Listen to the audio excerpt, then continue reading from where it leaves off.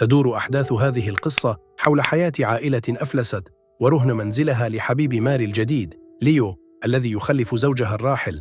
تعيش ماري الآن مع طفليها ميشيل وابنتها كارلا. في أحد الأيام زار ليو المنزل الذي دعته ماري للتعرف على ميشيل وكارلا.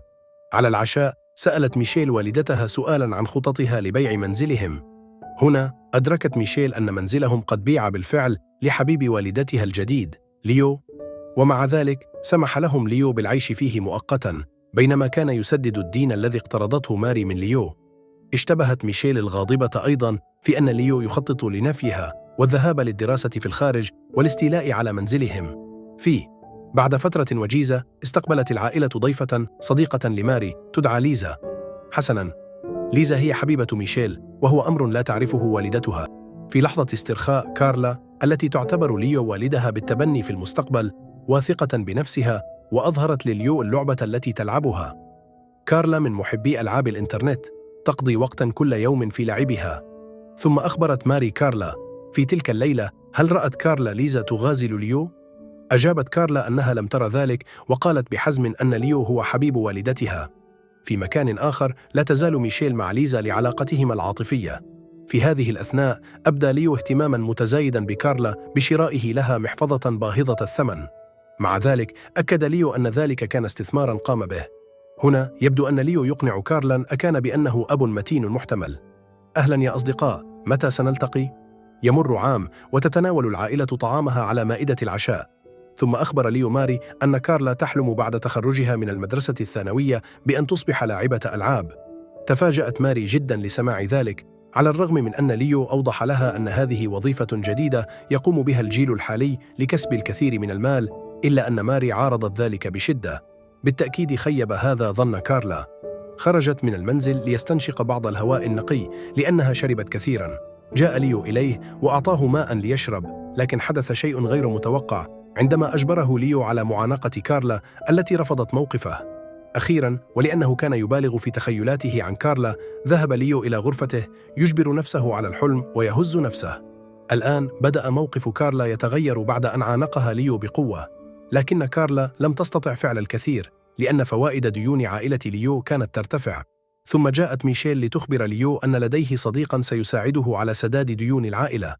في الواقع كانت هذه مجرد فكرة ميشيل، حيث طلبت من ليزا المساعدة على إيجاد ممول لمساعدتهما وللتخلص من ديون ليو. لكن هذا كان مجرد خيال ليزا من أجل الحفاظ على علاقتها بميشيل. غضب ليو وكاد أن يضرب ميشيل لأنه ظن أن ميشيل ضده. رأيت كارلا ذلك بنفسها، مما جعلها في حيرة من أمرها بشأن مواجهة ليو، بينما عبء عائلتهما يقع على عاتق ليو. مرت 3 سنوات حياة ليو مع ماري والأطفال. احتفل ليو أخيراً بعيد ميلاد كارلا الذي كان مفعماً بالحيوية تزامناً مع تخرجها. لم يقتصر الأمر على ذلك، بل أهدى ليو كارلا أيضاً أفضل غرفة ألعاب مصممة في شقته. في تلك الليلة في الحفلة انطفأت الأنوار فجأة، ثم رأت ليزا بالصدفة ليو يانغ يمزح مع كارلا. هنا شك ليزا في وجود علاقة سرية بين ليو وكارلا. هل أنت مريضة؟ لا. بعد انتهاء الحفلة عادت العائلة إلى المنزل. هناك عندما شاهدت ميشيل ليو ووالدته يلعبان الدغدغة أمامها، غضبت وألقت شيئاً أذهلهما. أثار هذا انزعاج ليو. عاد إلى الشقة مع كارلا. هناك يمكنك رؤية غرفة كارلا التي حولها ليو إلى غرفة ألعاب، مما أسعد كارلا كثيراً. ومع ذلك عندما طلب ليو الدخول رفضت كارلا بأدب لأنها كانت تلعب لعبة. خرج ليو يعزف الموسيقى بصوت عال، أزعج كارلا في أثناء اللعب. هذا دفع كارلا للمغادرة، فأمسكها ليو بعنف وطلب منها الرقص. حاولت كارلا الرفض، لكن ليو أجبرها بصفاقة وانتهز الفرصة لإقامة علاقة غرامية مع كارلا. لم تستطع كارلا فعل شيء، التزمت الصمت وتركت ليو يفعل ما يشاء. في ذلك الصباح عادت ماري إلى الشقة فوجدت باب غرفة ليو يانغ مفتوحاً. ثم عندما دخلت وجدت ماري ليو نائماً فاقداً للوعي. عرفت ماري أن ليو يكذب وأنه ارتكب فعلاً شريراً، لكن ماري لم تستطع فعل شيء بسبب ديونهما المتزايدة لليو. فجاءت ماري لتقترض المال وطالبت بأن تقرر زواجهما بنفسها، ثم غادرت. في هذه الأثناء غادرت كارلا وهي تشعر بخيبة أمل شديدة الشقة لتسترخي في المسبح. ثم التقت ماري بليزا متهمة إياها بأنها لا تزال على علاقة بليو. ليزا ترى اضطرت لشرح حقيقة أنها لم تفعل ذلك قط لجرح قلب ماري، لكن ماري لا تزال تعتقد أن ليزا تخونها سراً. ثم التقت ماري بميشيل وكارلا وحاولت أن تطلب منهما قبول وجود ليو. في ذلك الصباح عاد ليو إلى المنزل ليأخذ توقيع ماري التي كانت مترددة جدا في تسليم منزلهما لليو.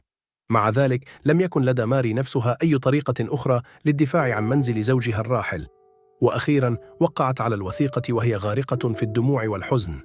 في هذه الأثناء كانت ميشيل مع ليزا، حيث كشفت ليزا سرا عن علاقة ليو وكارلا. غضبت ميشيل بشدة وعادت مسرعة إلى المنزل لأخذ المسدس الذي كانت تخفيه طوال هذا الوقت. ثم ذهبت للبحث عن ليو في الشقة، وعندما وصل إلى الباب وجه ميشيل مسدسه نحو ليو، مما أثار خوفا ليس حقا. متى أرادت ميشيل إطلاق النار على ليو فعلا، تبين أن المسدس خال من الرصاص، مما دفع ليو إلى النهوض من الأرض ومهاجمة ميشيل. كارلا التي سمعت ذلك خرجت لإيقافهما لأن ليو كان سيضربها، لكن لو أدرك أخيرا أنه سيصبح أبا بالتبني قريبا. ثم اعتذر وقال لميشيل وكارلا تظاهرا فقط أن هذا لم يحدث. ثم عانق كارلا بشدة كما لو كان يعتذر لكارلا. عادت كارلا وميشيل إلى المنزل، وفي الطريق بسيارة الأجرة كشفت ميشيل أن ما قاله ليس صحيح، إنهما يعتمدان على ليو في حياتهما، لذا بدون ليو ستكون حياتهما فوضوية للغاية. لم تزعزع هذه الجملة عقل كارلا التي كانت غاضبة جدا من ليو. عاد إلى المنزل بينما كانت والدته تجهز لحفل زفافها على ليو. يبدو أيضا أن ميشيل تفضل تقبل حقيقة وجود ليو كأب بالتبني. التقت كارلا بوالدتها وكشفت لها ما دار بينها وبين ليو. أكدت كارلا بحزم أن ليو عاملها معاملة سيئة. ماري التي سمعت ذلك بدت مرتبكة، لكنها حاولت التظاهر بأنها لم تسمع ما قالته كارلا. واصلت كارلا اتباع والدتها وقالت إن ليو لن يأتي، لكن ماري كانت تكافح معتقدة أنها مضطرة للمغادرة اليوم لحضور حفل زفافها مع ليو.